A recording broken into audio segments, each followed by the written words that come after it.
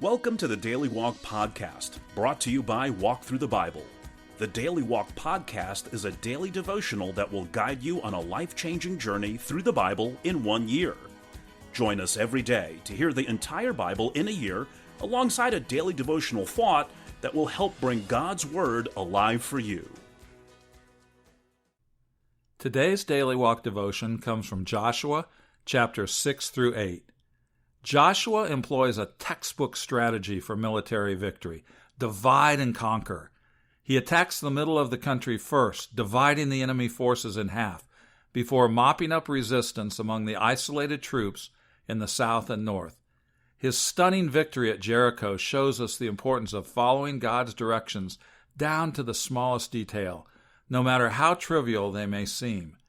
The lesson is painfully reinforced at Ai, where disobedience leads to defeat and death. But after disciplining his overconfident people, God patiently encourages them and leads them to victory in the rematch with Ai. Let's listen to today's reading from Joshua chapters 6 through 8.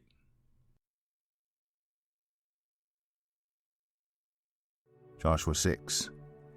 Now the gates of Jericho were securely barred because of the Israelites. No one went out, and no one came in.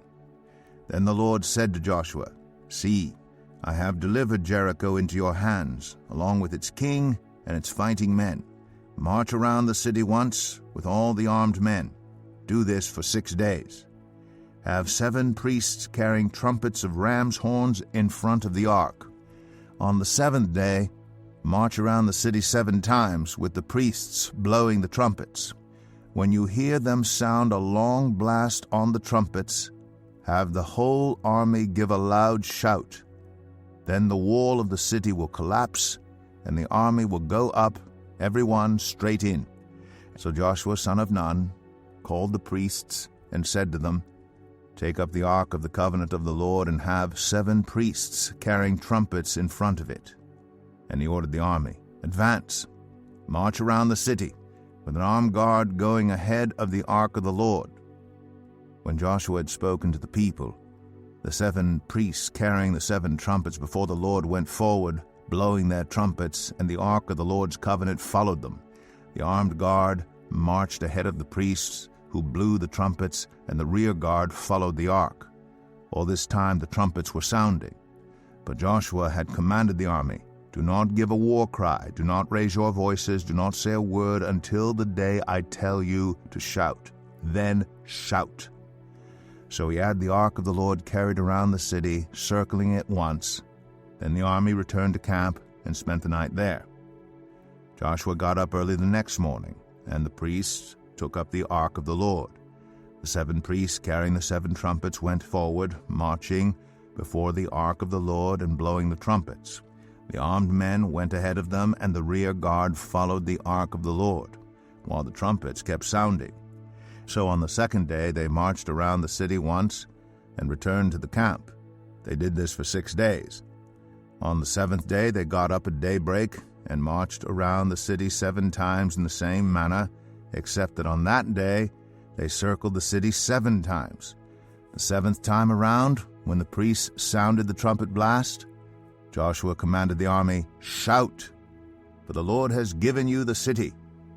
The city and all that is in it are to be devoted to the Lord. Only Rahab the prostitute and all who are with her in her house shall be spared, because she hid the spies we sent.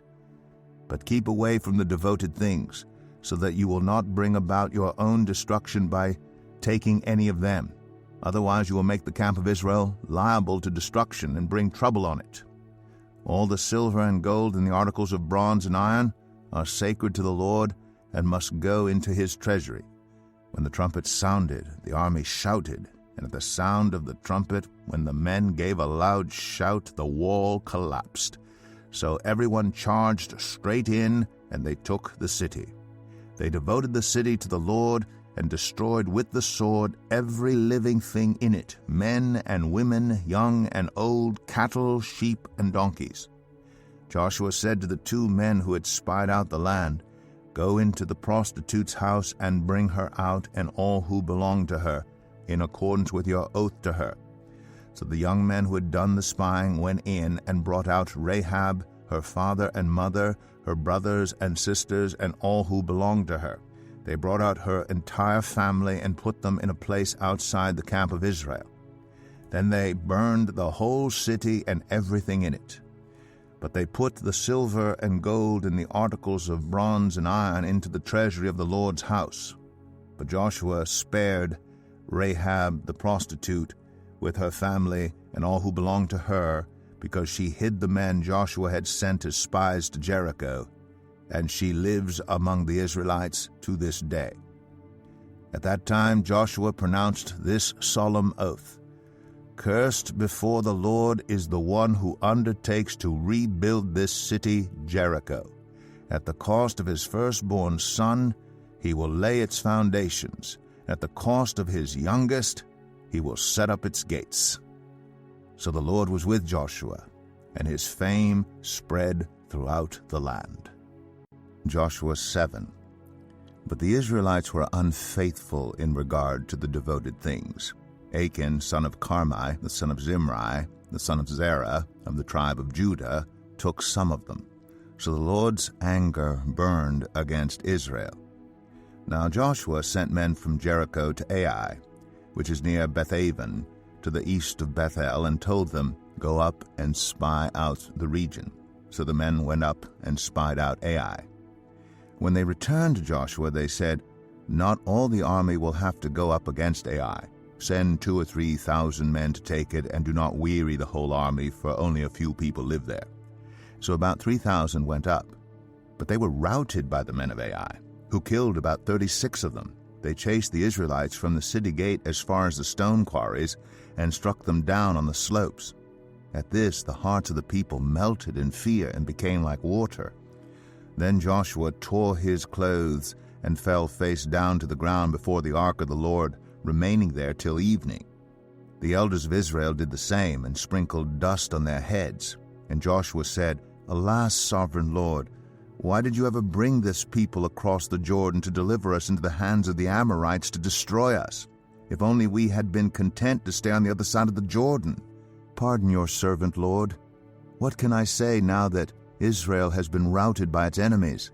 The Canaanites and the other people of the country will hear about this, and they will surround us and wipe out our name from the earth. What then will you do for your own great name?" The Lord said to Joshua, "Stand up. What are you doing down on your face? Israel has sinned. They have violated my covenant, which I commanded them to keep. They have taken some of the devoted things. They have stolen. They have lied. They have put them with their own possessions. That is why the Israelites cannot stand against their enemies. They turn their backs and run because they have been made liable to destruction. I will not be with you any more unless you destroy whatever among you is devoted to destruction. Go, consecrate the people. Tell them, consecrate yourselves in preparation for tomorrow. For this is what the Lord, the God of Israel, says. There are devoted things among you, Israel. You cannot stand against your enemies until you remove them. In the morning, present yourselves tribe by tribe. The tribe the Lord chooses shall come forward clan by clan. The clan the Lord chooses shall come forward family by family. And the family the Lord chooses shall come forward man by man.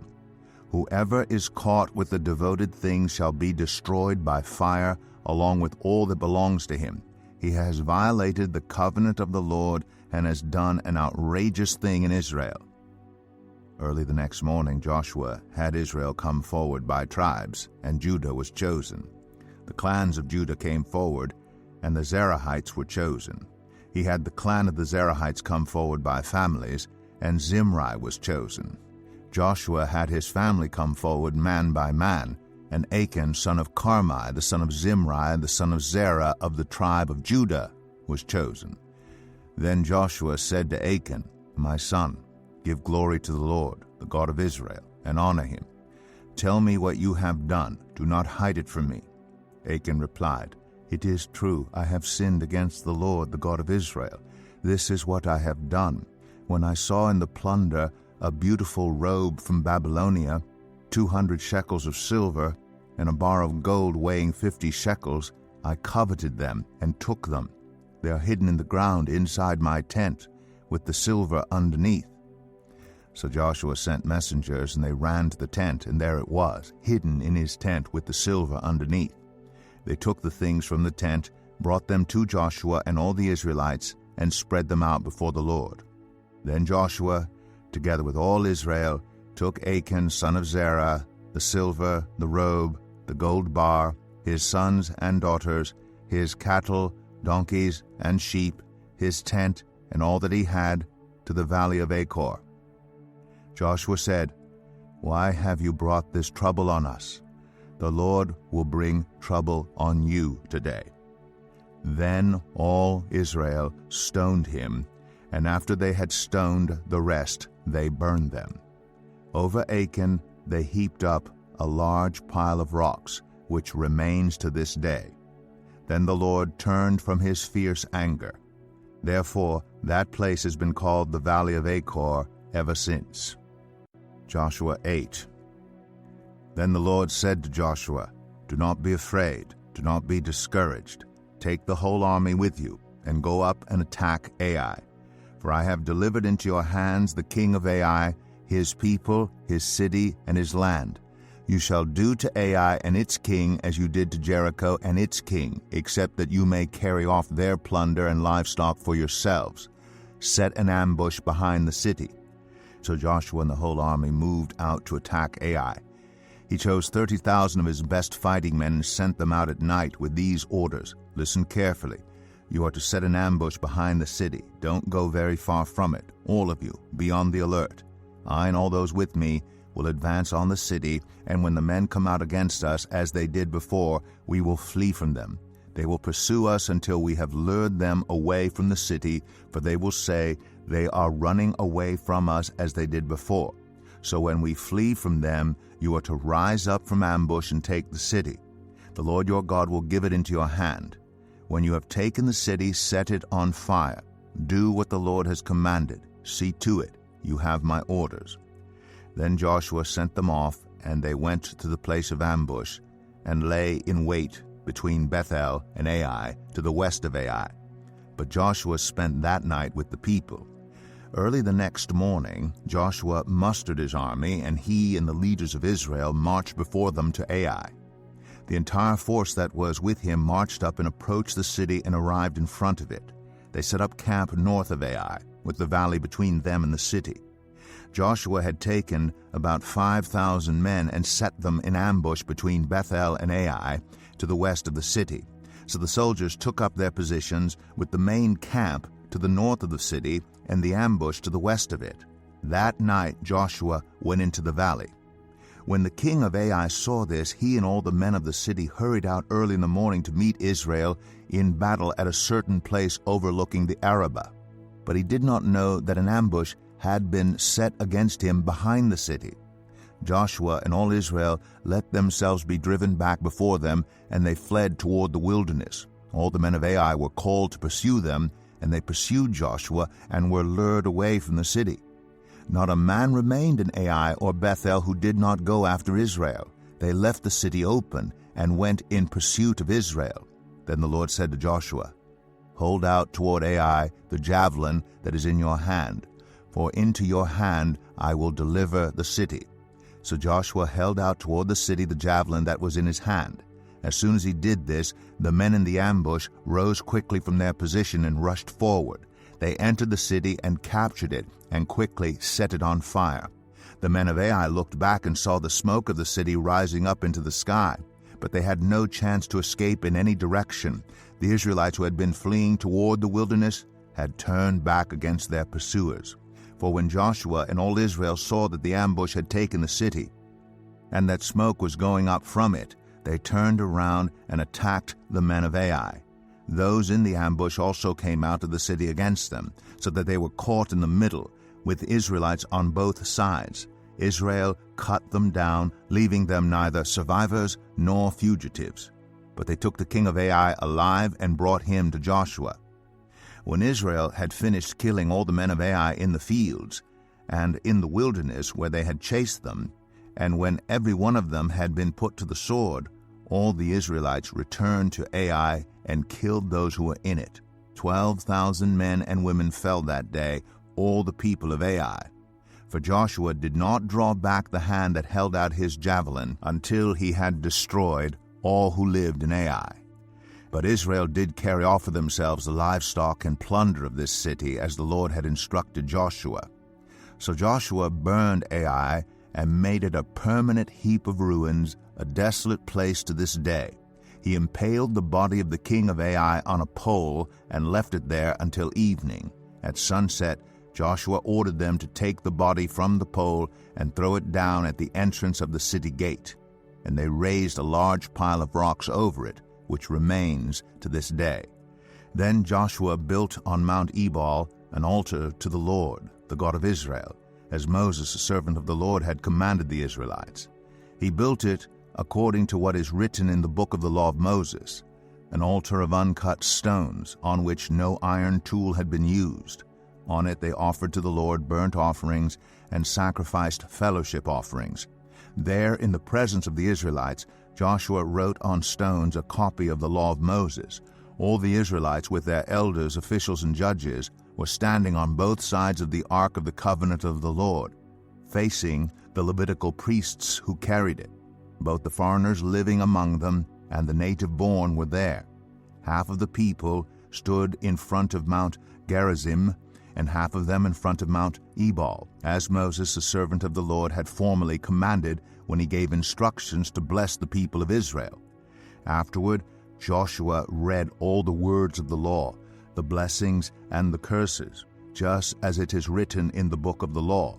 There was not a word of all that Moses had commanded that Joshua did not read to the whole assembly of Israel, including the women and children and the foreigners who lived among them.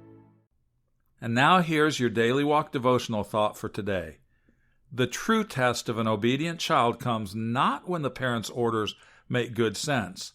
Don't touch the stove or you'll burn yourself. But when there seems to be no good reason for the command, be home by 11 or eat your broccoli.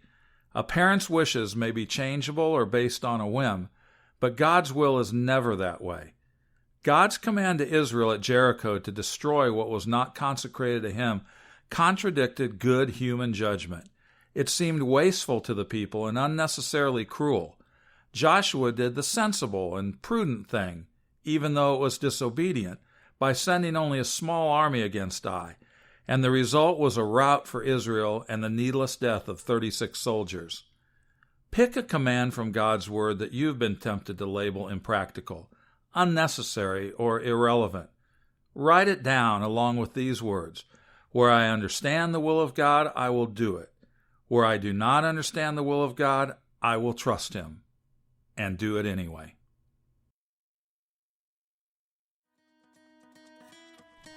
Thank you for joining us today for the Daily Walk podcast from Walk Thru the Bible. Be with us tomorrow as we continue our life-changing journey through the Bible in a year. Love this episode of the Daily Walk podcast? We'd love for you to rate and give us a review on iTunes or Google Play. Make sure you subscribe so you won't miss an episode as we walk through God's Word together. For more resources to help you live God's Word, visit walkthru.org. That's WALKTHRU.org. Walk Thru the Bible. Take a walk, change the world.